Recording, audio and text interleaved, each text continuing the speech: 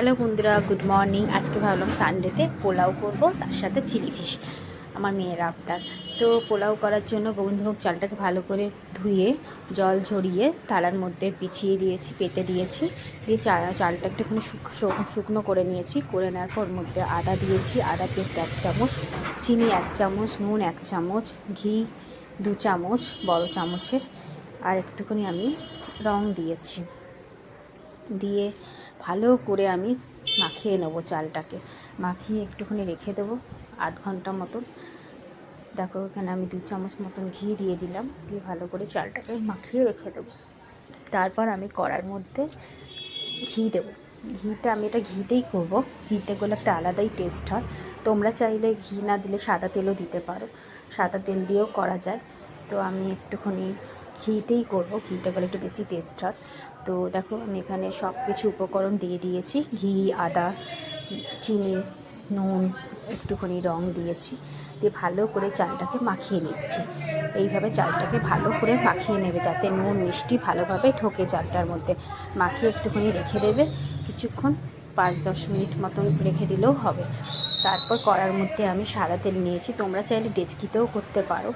আমি কড়ার মধ্যে করে নিয়ে লাস্টে ডেচকিতে দিয়ে দেবো। কড়াইতে আমার কড়াটা গরম হয়েই গেছে। এখানে আমি একটুখানি বেশি করে ঘি দিয়ে দিচ্ছি। বড় চামচের 2-3 চামচ মতন ঘি দিচ্ছি। দিয়ে এখানে গোটা গরম মশলা, এলাচ, দারচিনি, লবঙ্গ, তেজপাতা সব দিয়ে দেবো ঘিয়ের মধ্যে, তাহলে গন্ধটা খুব ভালো হবে। দিয়ে দেখো দিয়ে দিয়েছি ঘিটা বেশ কিছুটা।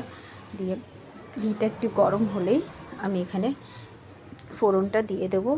দিয়ে আমি একটা বাটিতে কাজু কিশমিশ ভিজিয়ে রেখেছি, কাজু কিশমিশটা আর কড়াইশুঁটি এখানে দেবো। দেখো মশলাগুলো আমি সব ফোড়ন দেওয়া হয়ে গেল, মশলাটাও হয়ে গেছে। এবার ভেজানো কাজু কিশমিশটা আমি এর মধ্যে দিয়ে দিচ্ছি। তারপর আমি দেবো একটু নাড়াচাড়া করে কড়াইশুঁটি। তোমাদের কাছে যদি কড়াইশুঁটি না থাকে কড়াইশুঁটি নাও দিতে পারো, কড়াইশুঁটি দিলেও ভালো। এবার আমি একটু নাড়াচাড়া করে নিচ্ছি, হালকা একটু ভেজে নেবো। ভেজে নিয়ে আমি এর মধ্যে চালটা দিয়ে দেবো। চালটা দিয়ে একটু নাড়াচাড়া করে নেবো ভালো করে। যদি প্রয়োজন লাগে নুন মিষ্টি আরেকটু দিতে হবে, তাহলে তোমরা চালটা নাড়ার সময় একটু নুন মিষ্টি আন্দাজ করে দিয়ে দিতে পারো। আমি চালটা মাখানোর সময় একটু আন্দাজ করে দিয়েছি। তোমরা যেরকম বেশি মিষ্টি, যদি কেউ বেশি মিষ্টি খাও তাহলে সেই হিসেবে চিনিটা দেবে। আর কেউ অনেকে আছে বেশি মিষ্টি খেতে পছন্দ করে না, কম মিষ্টি খায়। তো সেই জন্য আমি আমরা কম মিষ্টি খাই, তাই জন্য আমরা একটু অল্প নুন চিনিটা দিয়েছি। এবার ভালো করে নাড়িয়ে নাড়িয়ে মিশিয়ে নেবো। দেখো ভালো করে মিশিয়ে নিতে হবে। আর বেশি চালটাকে ভেজে নেবে না, তাহলে আবার খেতে টেস্ট হবে। একটু হালকা ভেজে নেবে, খুব বেশি ভাজবে না। দেখো কি সুন্দর হয়েছে কালারটা, দেখেছি। এবার আমি জল দিয়ে দেবো। জলটা একটু আন্দাজ করে দিতে হবে। তোমরা যদি কাপ মেপে চাল নাও, তো যত কাপ তোমরা চাল নেবে সেই তত কাপই জল নেবে।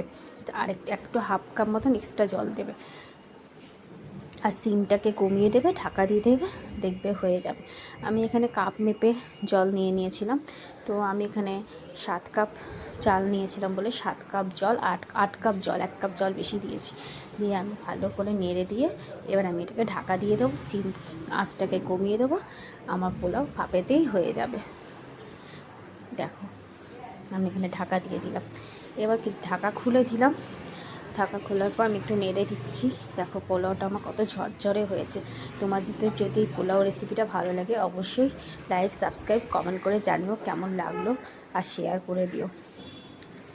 দেখো কি সুন্দর ঝরঝরে হয়েছে আমার পোলাওটা, দেখেছো? কালারটাও কত সুন্দর হয়েছে।